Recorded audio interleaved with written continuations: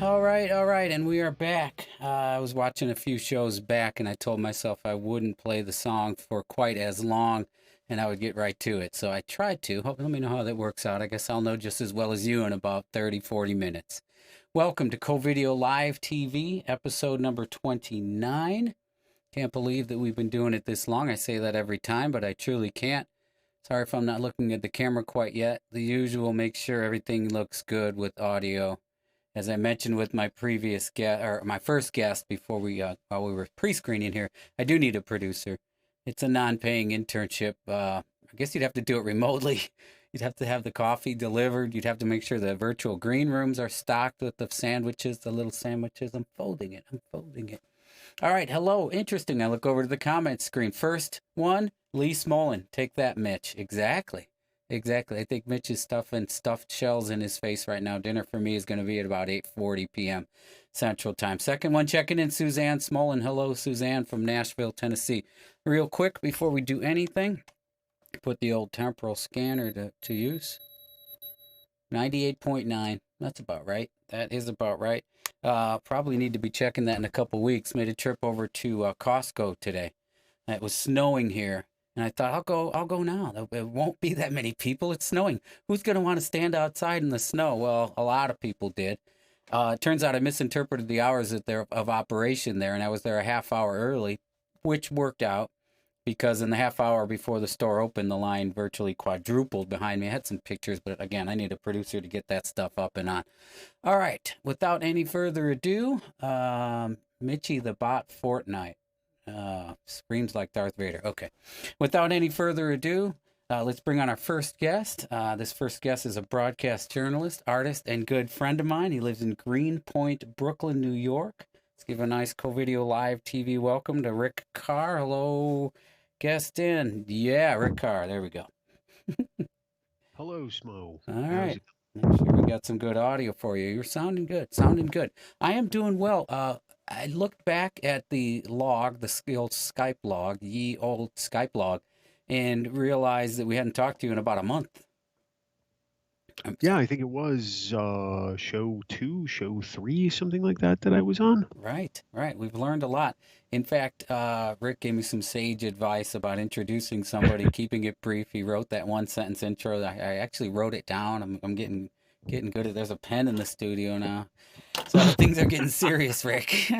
He is definitely a broadcast journalist. We didn't mention it before. I'm going to throw it out there right now. I'll give you a little more gravitas if you don't already have it there. You know, people aren't understanding the Rick Carr that we have, the people that we get on this show. Currently senior editor at Marketplace. It's American Public Media. Is that APM? That's right. Yeah, APM. Yep, Yeah. senior editor at Marketplace, which you would probably hear on the local affiliate here, WBEZ in Chicago. Right? Right. And I don't know, there's also that Northwest Indiana public radio station that's down in Merrillville. I don't know if they carry it or not, but they might. And Because they couldn't do their telethon lately. I think they had are to they cancel that. They're down to Three Stooges reruns, and I don't know, Woody Woodpecker. I don't know what they're doing there, Rick. No, I was very pleased actually when I first saw that there is a public radio station in Northwest Indiana now.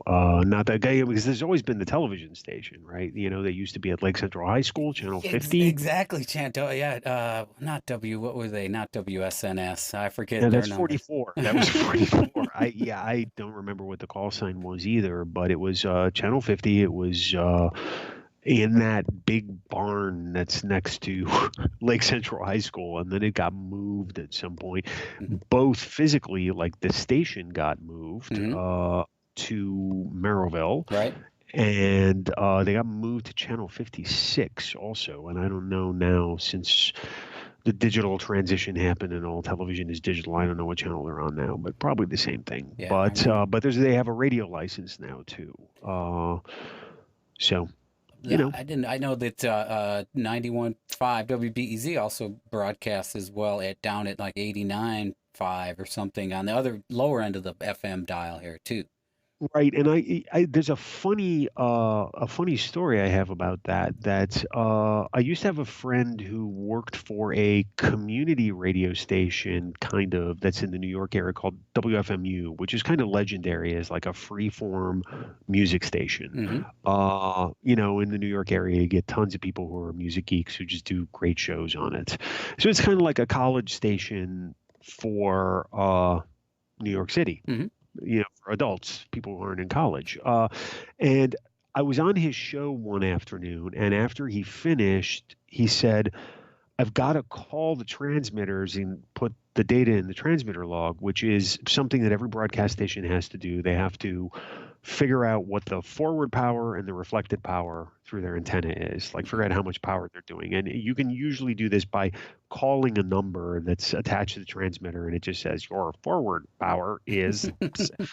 And I saw him do it for the local frequencies here in New York, but then I saw him dial a 219 area code. It was like, what 219? That's where I grew up. And he said, okay, you're not supposed to know this, but there used to be some Christian station in Michigan City, and we bought it Yeah. for like $100. The station went off the air, so we bought the license and the transmitter, and we're simulcasting on that.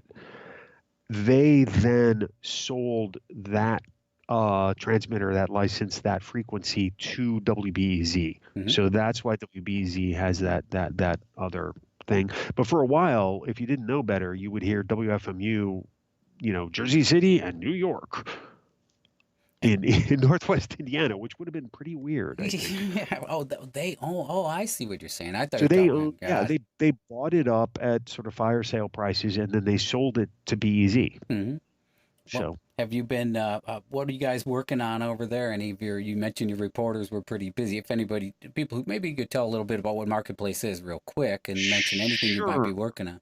Yeah, I mean, if you're not a public radio listener, Marketplace is a show about trying to make business, finance, and the economy comprehensible to anybody who listens, right? Mm-hmm.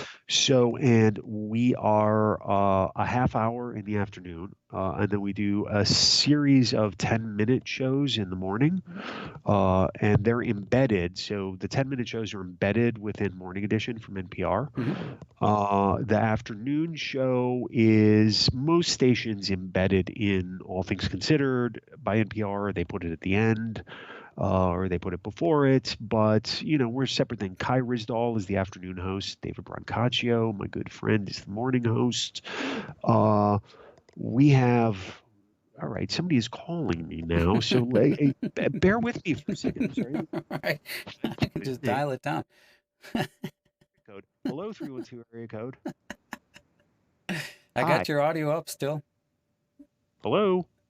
No, he dropped it. Okay, so I think that's my Korean food being delivered, and he had a 312 area code. So there Oh, you go. interesting. Is somebody at the door? You need to go grab that? No, no, no, no. Okay. It's all right. We asked for the contactless delivery. So there he is again. Jeez, yeah, this is live television. Smoke. Yeah, exactly. Hello. Yeah, like the one Hello. time that we had the power go out. That was probably the best one. I got your audio down, Rick, so I'm not sure what you're saying.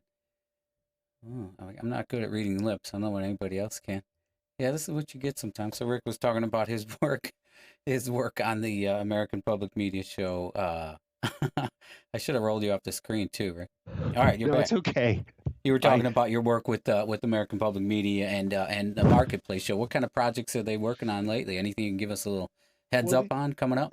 I mean, it's a huge story, for any journalist. They're like, especially if you're writing about business, finance, and the economy. There are stories everywhere to do. So, one of my reporters, for instance, is working right now. Like, we spent the afternoon putting together a spreadsheet of this PPP, the Oh the yeah. loans that to small businesses that the SBA is doing, trying to figure out state by state which states are getting loans sort of proportional to their share of the population, which ones aren't. Mm-hmm.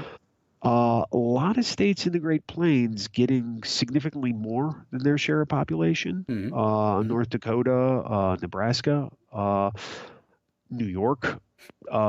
Actually, its ratio is one. Texas, though, is getting more. California, a little below where it should be. So that's the next thing that we're doing. Now that we have those numbers, we're going to kind of look into which states are doing better than they should be and worse than they should be, and why. And where can improvements be made in the second round if it's ever approved? But yeah, Well, interesting program. We could talk about that some other time. I've got some personal experience with that, so I know. You mentioned some other thing. We talked a little bit earlier, speaking about economics and economies. We talked. I wanted to ask you about what your thoughts were on how this whole COVID-19 thing will end, or how will we begin the end? You know, what will it be? And my impression is that it may not be so heavily based on reasonable and scientific evidence, more on people's lack of willingness to comply with stay home orders and people's desire and need to have income and economic activity in this country, you know? I think that's largely true. I think that that is going to cause another wave of the virus to spread through the country. Once that starts happening, because it's hard to get people if they're not doing social distancing, even if you're like wearing gloves and wearing masks all the time. Uh, it's hard to get people to follow all the rules, right? Somebody's going to screw up somewhere. Somebody's going to end up getting sick. Once one person gets sick, lots of people are going to get sick because that's the nature of this virus. So the risk that we run right now is if people do get too twitchy that way and Mm-hmm. too itchy to get out and start getting out, is going to be another lockdown. Mm-hmm. Yep. Uh, the key to solving that is really going to be testing. Right. Yep. And my doctor, the pathologist who was on, Dr. Chaya, Joe Chaya, who was on, gave a good explanation of one of the fast tests. But I also realized that even if it is a 5-minute test or a 10-minute test, you're not going to get that in the doctor's office. You're not going to get it in the tent in the Walmart. That's still going to be some time to get that to a lab. It may take 10 minutes to run the test, but results would still be hours away, you know, so maybe not as fast. I think that's absolutely right. And also, there's no look. There is. I had the group of people I work with in Marketplace, the New York Bureau, has a regular Thursday sort of get together online. And one of our colleagues is Canadian, Mm-hmm. and she'd been working here in New York from home, and then she's decided, you know what, I'm going to go to my parents in Nova Scotia. So she drove up there. She said there's a world of difference as soon as you cross the border. The Canadian government is taking this very seriously. They essentially, when she crossed the border, she was told, this is the address you're going to quarantine. You need to go there for 14 days. The Mounties will check on you. Which is their basically FBI, right? Mm-hmm. And the Mounties did come and check on her yesterday. I think she was on day 11 or 12. Her parents are like 300 yards away from her, but she can't leave that property she's on. That's the kind of lockdown you need to have to stop the transmission of the virus. And until we know who has the virus and where they are and how they're doing, we can't stop anything. Yeah, you mentioned something that my pathologist also talked about was the serology testing, the antibody presence in the blood. And you mentioned something I had thought of. What if we get to a point? What will it qualify you for if you have a certain antibody rating or reading, like hardy or passable? Had it, definitely had it. You know, and what would it allow you to do? Can you now go to a 10,000 person sporting event because you're ostensibly Yeah. immune to it now, you know, setting up some sort of culture of antibody, you know, or hierarchy Right. of antibody, right? And it's, what you end up doing in a situation like that is if you say to people who have not, oh, I'm seeing Matt Sharp in the All house. right, good. Nice. Uh, that is, if you can't go back to work until you show that you are positive for antibodies, what you're doing in a situation like that is you are incentivizing young people to get it. You're incentivizing chickenpox parties, basically. I know, but with much greater consequences. Rick, we're Yeah. closing in on the midpoint of the show. You and I could talk for a while, and I've threatened, at least in my own head, I've threatened to turn this into an hour show when I start to go less than 5 days, which I think I inevitably will. So when this becomes a once or twice a week show, it may be a full hour, and I definitely want you to be a part of that too. Would love to. Smo, Excellent. I'm always here for you, brother. All right, so we brought up some heavy topics. Our next guest is going to talk a little bit about maintaining our sanity and our mental health. So maybe a good lead in, Rick. Nothing against where you're at. I know you look like you're in a really good place. I'm feeling pretty good. Yeah, I'm All all right. right. Anybody you want to say hello to or goodbye to here? I was gonna say hi to Slam Mike Sankowski if he's watching, Mike Harmon if he's watching, Pat Sankowski if he's watching, the whole Scummy Fish gang. All right. A name we've heard more than once on this show here. All right, Rick, we appreciate you checking in from Brooklyn. We will talk soon. Hopefully not a whole month. All right. Bye. Take care. Bye bye. All right, there goes Rick Carr. We're going to roll up the logo and raise our second guest. Don't go anywhere.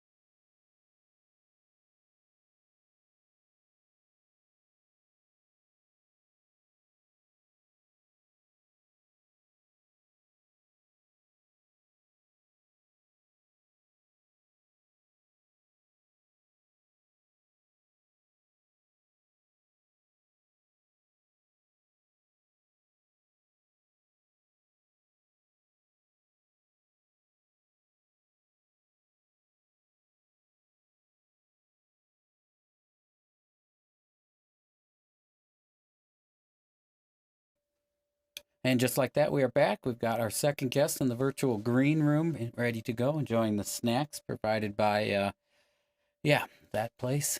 Our second guest is a return guest. She was on the show earlier, speaking from her current position as an ethicist with a hospital group. And we're going to talk to our next guest, Chandra Smolin, who is currently let me just let her mention something. All right, bring her in, guest out. Hello, Chandra, are you there? I'm here. All Hi, right, Ron. all right. So we didn't have a chance to. You moved your phone or something, but you look like you're good. If I had to say anything, I'd say maybe a little to the left. There you go. Other way. No, there you are. Yeah. All right. Just want to make sure you stay inside the box. Stay inside the box. I'm trying to stay in the box. All right, all over the place. All right. So what I was talking about in the intro there is that you work as a ethicist at a hospital. And we had some great discussion about that. But not too long ago, with that same group, you were a licensed clinical social worker, right? Specializing or specifically doing a lot of work in crisis work. And this certainly is a crisis that we are in with the whole pandemic of COVID-19, correct?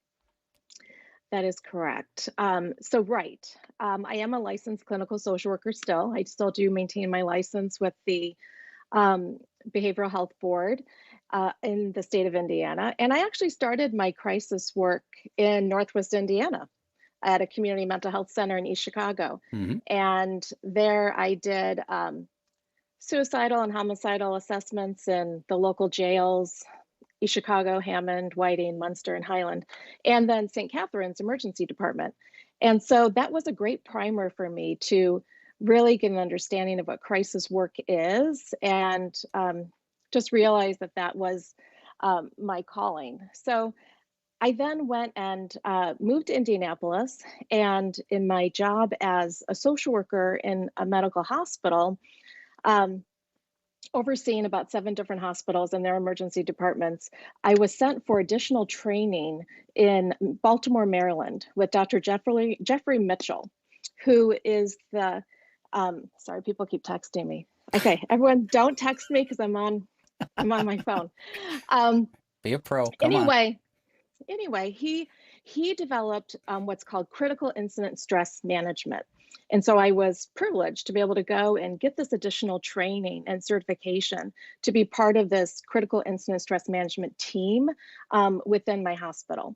So, so those tools and training that I received is just in line with what we're coping with now, Yeah. all of us, Any of in the this COVID. concepts that you learned, would you consider this a critical incident, or is a critical incident more of a natural disaster, or some sort of large crime or something?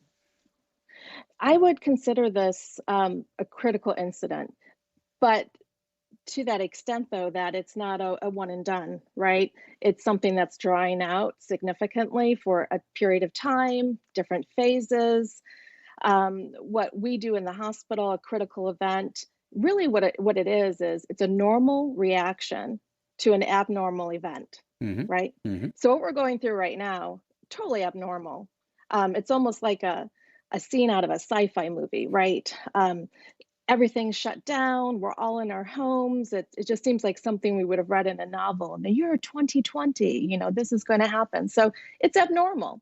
And the reactions that we're having are normal reactions. Mm-hmm. And so that's really important to emphasize that having increased stress right now, having increased anxiety, feeling isolated, having good days, having bad days, the days you don't want to get out of your PJs, the days you don't shower, which I had 2 days ago. Which is why you couldn't be on as a guest then. So it's important to set boundaries too, right? To know, hey, this is my off day.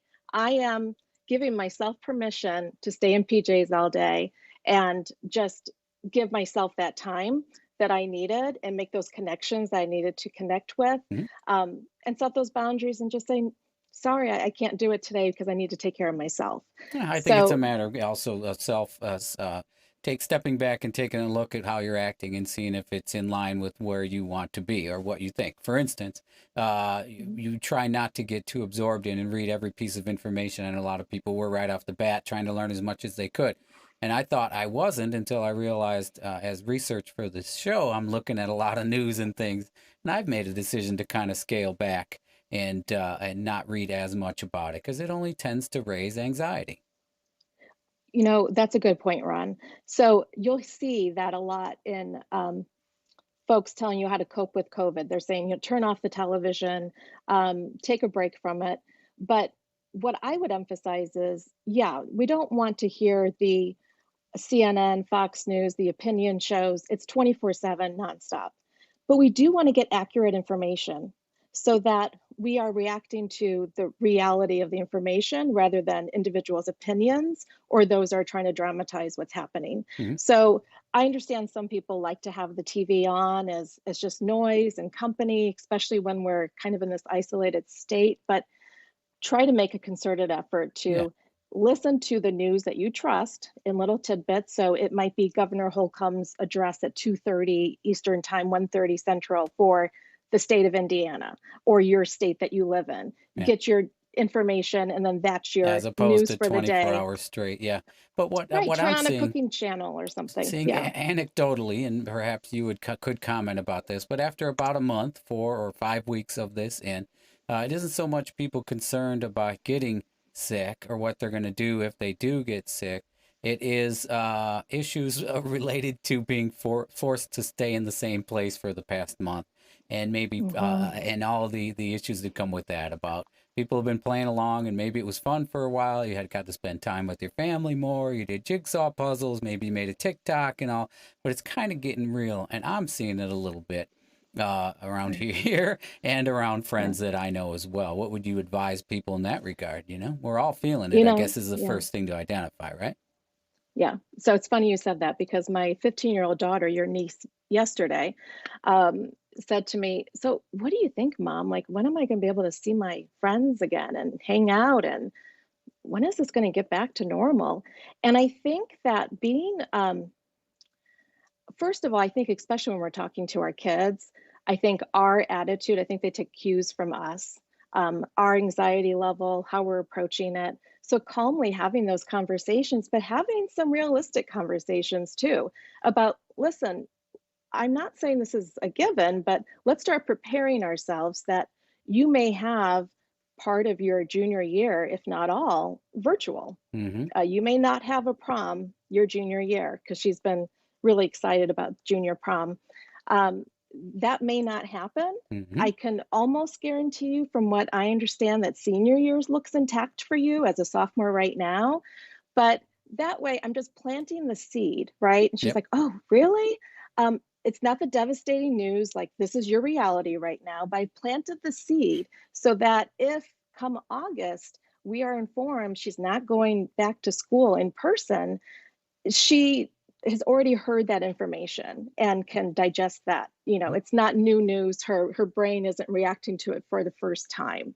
Yeah. So I think we do need to come to terms with, as I mentioned, I think the last time I was on the call, is that we are going to go into a new normal, and what does that look like, and just start thinking of that through so that we're not hearing it for the first time when it's delivered to us, that Right. news. And new returning to work and whole different expectations as people who aren't already working. Obviously, our frontline people, grocery stores, healthcare, law enforcement, civil servants, and such essential employees. But as people get back to work, is that going to create different levels of stress? Maybe people have even gotten used to a certain lifestyle over the past 4 weeks. I don't know how long it takes to form a habit, but getting back into that, Yeah. and then maybe turning the stress back around towards potential acquisition or being exposure to the disease again, as more and more people are beginning to go out into public as we come out of this at whatever pace and whatever shape that takes. A lot of questions, right? Right. So now you could snowball quickly there, right? What you just did, you could snowball into and mention 20 other things, and then you have to go blow in a paper bag, right? So I think right now we need to, it takes about 60 days to form a habit. So humans are creatures of habit. We like our routines, we like our habits. And so we're not at 60 days yet. We're about 30 days into it, but we do need to start developing those new habits that are going to help us cope with the changes ahead. Yep. So, Yep. do you know do you know the phrase or the term for what was behind all the extra toilet paper buying? Some sort of biasing, positive something biasing. It had to do with people wanting to control something, knowing that they at least control that. At least they're going to have enough toilet paper, and it makes them feel better, regardless of everything else that was going on. Have you ever heard that one? Right. I understand the philosophy behind it, wanting to control something, right? And that's something you can control. I don't know the term for that, but I absolutely can see that as a coping mechanism. All right. And the other thing would be, right, what we talked about last time is we're physical distancing, we're not social distancing. So it's really important now, even though we're all in the same boat, to kind of connect with those groups of people that maybe are going through similar experiences that you're going through. For example, I am an ethicist in Indiana, and I am part of a market that has ethicists across the nation. So we meet twice a week and just talk to one another about how we're coping, how things are going. Our role is changing.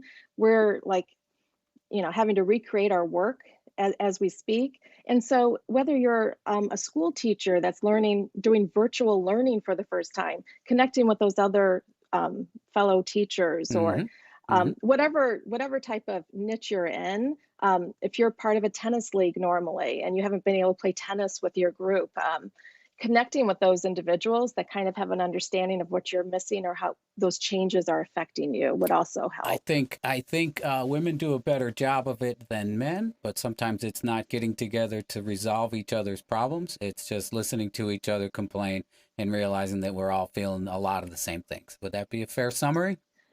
Normalizing, right? Yes, that we are having normal reactions to an abnormal situation. All right, Absolutely. we've come full circle. Somebody told me if you're writing a story, it's like a lowercase e. You start here, you go up, you come back around, and you end up where you started. Okay. There we are. 8:31 Central Time. Thanks for showing up, Chandra. Is there anything that you wanted to mention? Any movies or books or something that you want to recommend to anybody, or anyone you want to say hello to? This is your time. Yes, there's two important individuals I need to say hello to that I failed to last time. So, Mr. Bowden and Toby, hello. four-legged Yes. occupants of your home? All right. Yes. My pet therapists. Yes. All right. Anybody? All right. Those It's two are fitting. covered. Leslie's on here. I see. Hi, Hannah. Hi, Oh, Chandra. great. Leslie. Hi, Chandra. Hey, Leslie. And It Lee was her Small in there. 40th birthday yesterday. And Um, happy birthday. You want to sing? yeah. No, we'll do that later. No. Yeah. And Hannah She Small had. checked in. That's me. I got featured, she says. Yep, that's what happens, kid.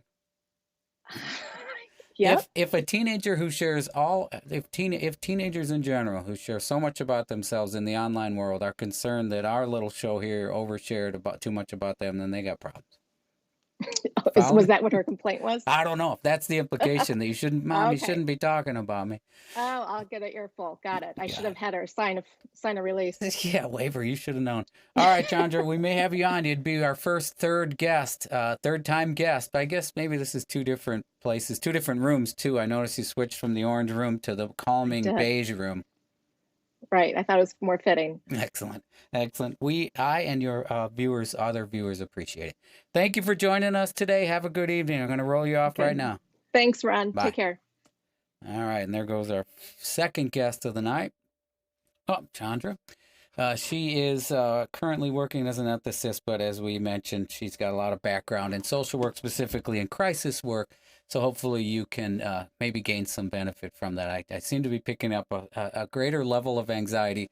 And if I go back to over a month ago when I first made the short introductory video, it was about lowering the overall anxiety in this shared time, through shared experiences, not being a news channel or a news outlet, but a place for people to connect remotely. All right, and with that, we're going to wrap up Co-Video Live TV episode 29. Join us on Monday for episode 30. Episode 30 will be back on Monday. We're again taking the weekend off. It's a 5-day schedule, Monday through Friday, that just seems to work better for me and my family. With that, we're going to roll up a little music. I can't even hear it because I dropped my speaker. Chandra's gone. Music up, and we will see you later, episode 30 on Monday.